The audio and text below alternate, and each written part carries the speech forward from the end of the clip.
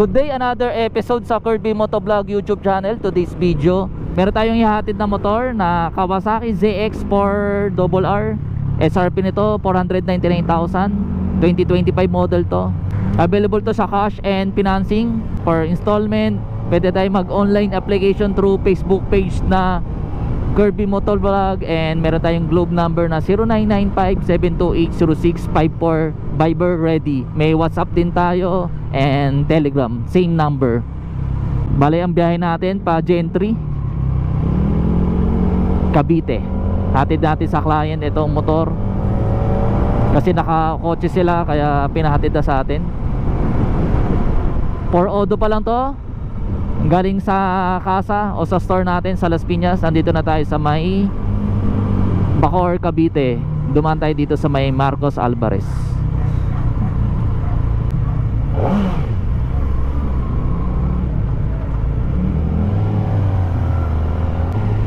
Some respects tayo sa unit. Inline 4 to. Ito yung pinakamabentang inline 4 ni Kawasaki. Pinakamura, tas todo sa specs. May auto blip and may quick shifter to, up and down. May auto blip, up shift. Kaya napaka swabe nito. Tas inline 4. Siyempre transmission nito 1 down 5 up, 6 speed. TFT display. Meron din tong road mode, sports mode, and rider mode, and rain mode. Tas naka-on na yung quick shifter natin ngayon. Ayan o, quick shifter natin. Ayan o, basta 2,500 RPM ang minimum para sa quick shifter. Ganon din sa downshift. Naka break in period pa to. Dapat 4,000 RPM lang. Pwede naman lumampas, wag lang palagi.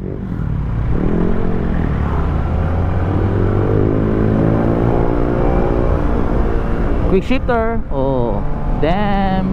Mamaya try natin yung downshift. Kasama natin si Sir Austin. Naka NMAX siya. Ninja category pa rin to. Kailan mo pa rin mag clutch kapag mababa na sa 2.5 RPM. Pang daily use okay ito. Matipid sa gas, madali i-maneuver, magaang, tsaka mababa. Ang seat height nito 800mm. Kahit mga 5'4" abot to sa ganitong seat height. Dual disc brake yung harapan nito, ABS harap at likod. Siyempre disc brake yung likod, yung harapan lang yung dual disc brake. Maganda yung TFT display ng Kawasaki.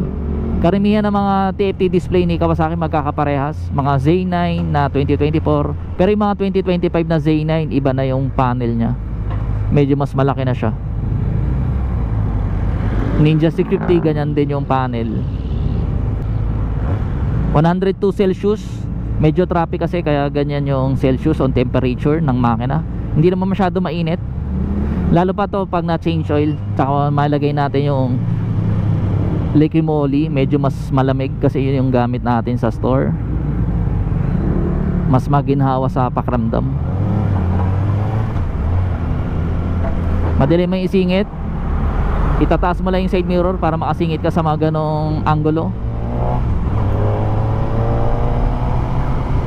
Sanay pa rin ako mag-clutch kasi do sa motor na ginagamit ng Z9 walang quick shifter yun, kaya napapa-clutch tayo.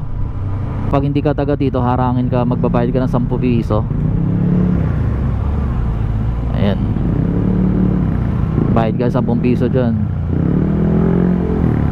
Pag papunta dito walang bayad, pero pag papalik may bayad na 10 piso. Kasi village daw yung dinadaanan.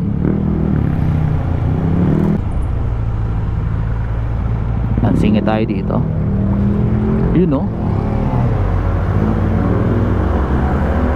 may insekto sa helmet natin, guys. Angat-tama na tayo ng helmet para mawala yung insekto. May pumasok sa loob.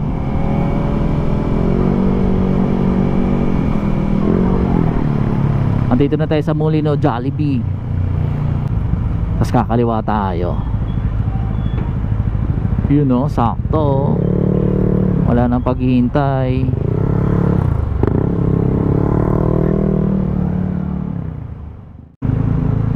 May hazard din to. Tapos may passing. To passing. Tapos high and low. Busina. Meron din tong assist and slipper clutch. Ram air system. Yung ram air system, yung hangin na pumapasok sa unahan pumupunta sa throttle body para maging dagdag power sa motor. ABS, harap at likod. 15 liters fuel capacity. Tubeless na rin gulong nito, harap at likod. Ang kulay nito, green, lime green siya. Ito yung mga kulay na 2025. Bali si Kawasaki, isang kulay sa isang taon lang. Bali next year pa ulit ang bagong kulay. Hindi ko sure kung anong kulay yung darating o ilalabas ni Kawasaki. Pwede natin lagyan ito ng slider. Wala pa nakalagay, papalagyan pa lang ng client natin. Hindi pa siya daw nakabili. Tsaka radiator cover.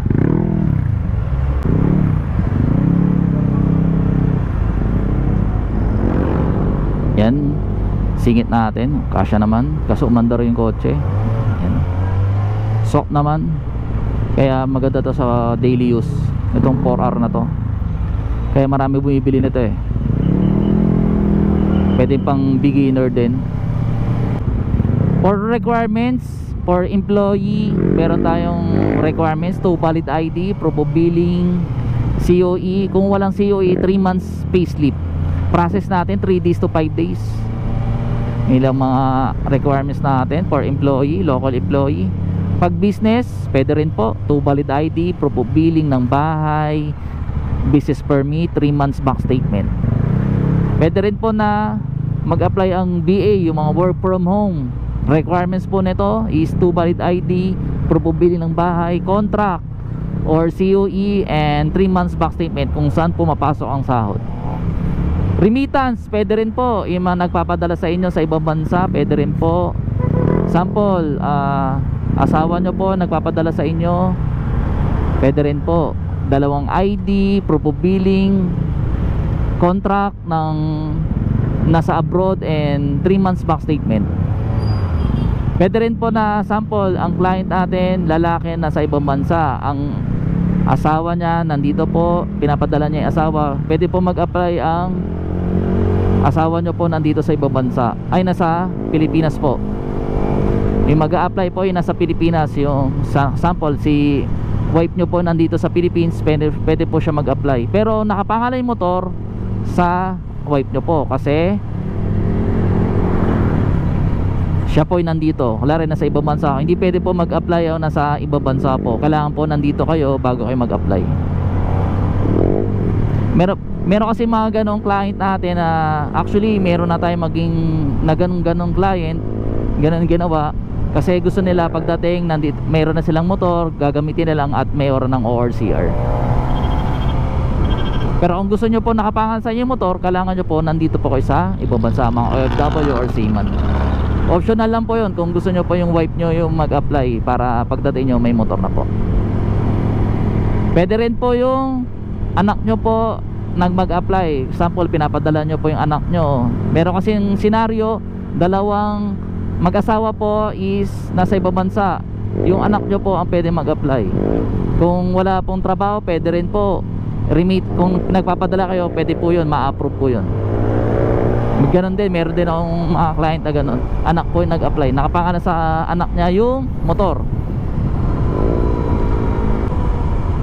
Idagdag ko na rin sa requirements ng business, pwede rin DTI kung gusto nyo po, kung wala pong business permit, yung mga mayor's permit. Dito na tayo sa may Imus pa Bermosa. Pangat ang daan dito guys. Madalas ipreno natin unahan kasi mas malakas ang preno sa unahan. Sample yung mga unang nagbi-big bike pa lang. Ano, sarap talaga na may quick shifter hindi mo na kailangan mag-clutch. Yan mas magalas yung preno. Tapos tapak lang tayo ang ratio is 70% sa unahan, 30% sa likod.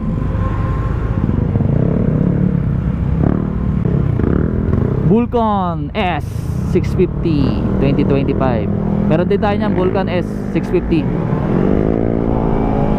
Yan o, ganda o. Yan yung bagong kulay na Vulcan.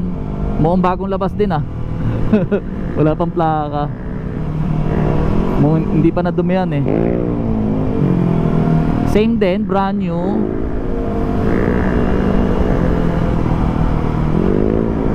Ang daming tao ngayon. Tanghalin tapat na oh. Ang dami pa rin. Kuya, wala pang helmet kuya.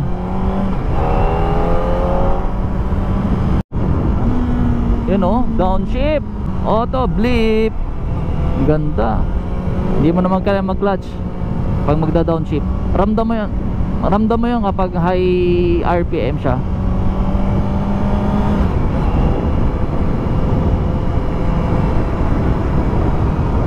Break in pa to ha, pinakita ko na sa inyo.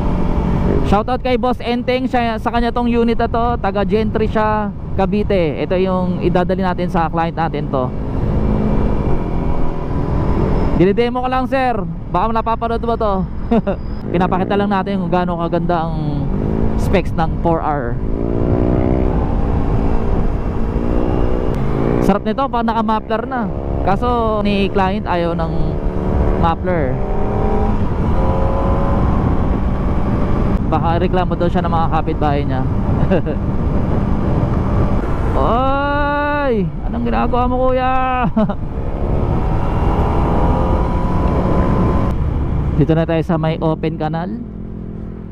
Pag sports bike daw, Yuko o Subsob. Itong 4R hindi masyadong Subsob. Medyo hindi pa naman ako nangangalay. Okay pa naman. Tsaka sa bali o sa likod okay naman, yung bewang ko okay naman. Suabe pa. Hindi pa ako masyadong pagod kasi itong 4R is hindi siya Subsob masyado. Hindi siya masyadong aggressive. Okay siya.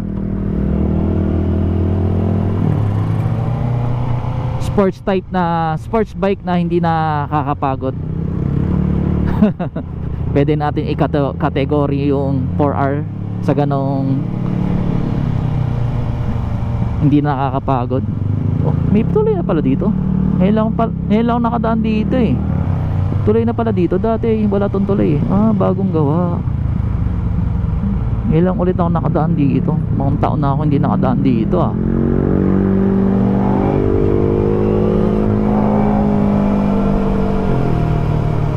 Kasi maputik doon sa baba, alam ko eh. Ganda na pala ang daan dito. Kaya pala hindi na masyadong traffic. Ewan ko lang sa ano, pag mga rush hour. Tanghalin tapat kasi ngayon eh.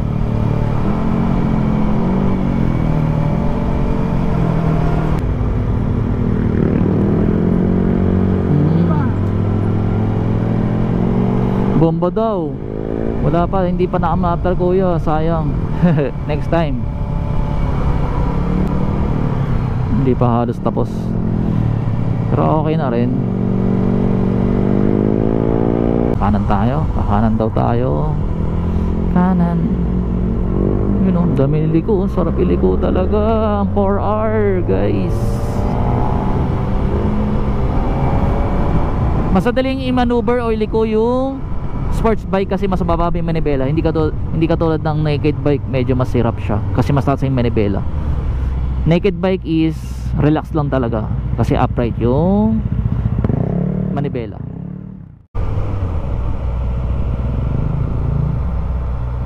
Si Boss Enteng andun po sa kabila.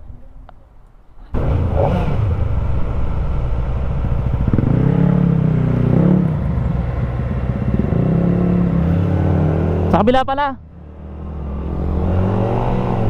Dapat laging hataw yung takbo natin sa sports bike para hindi mag high temp. Kapag mabagal yung takbo, talagang mainit yung makina eh. Kasi sport, naharangan pa yung makina, may kaha. Hindi katulad ng mga naked or adventure bike eh, malamig sana eh. Kasi nakakahinga yung makina. Oy, parang galing na kami dito kanina. Balik na naman guys.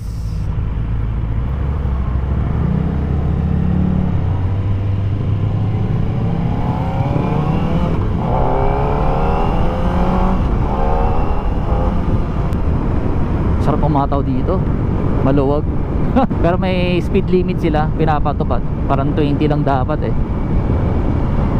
O doon sa loob ng village yun.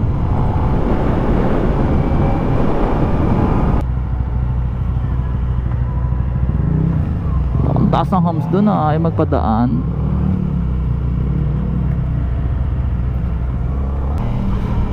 Dito pala dapat eh. O ito, ang bangking si boss ah. Grabe.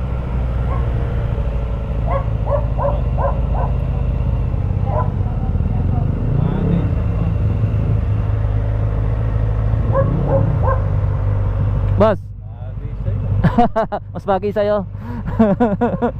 Ano po ako to, sir? Magkano ba to? 17 lang, sir.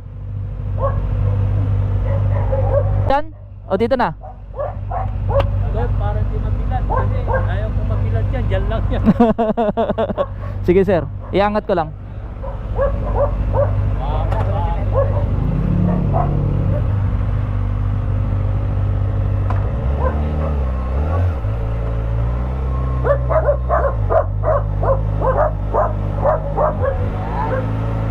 Hindi mo mabasa.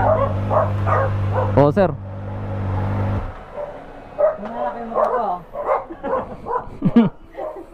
Kala namin doon sa kabila, sir. Oo nga, pumunta ka sa store. Sabi ko, hindi na asa ni sir na sabi. Nahatid na natin yung unit sa client. Salamat, Boss Enteng. Okay, pauwi na tayo pabalik na tayo sa Las Piñas sa store. Hanggang dito lang yung video natin. Maraming salamat sa mga sumusuporta. Ako po si Kirby Motovlog. See you soon. Bye-bye. Okay, store location natin, Motorcycle City, Las Piñas, malapit sa SM South Mall. Pag galing po kayong SM South Mall, right side. Pag galing sa Pote, left side, bago mag SM South Mall. Visit lang dito guys. Hanapin mo lang po si Kirby Motovlog. See you soon.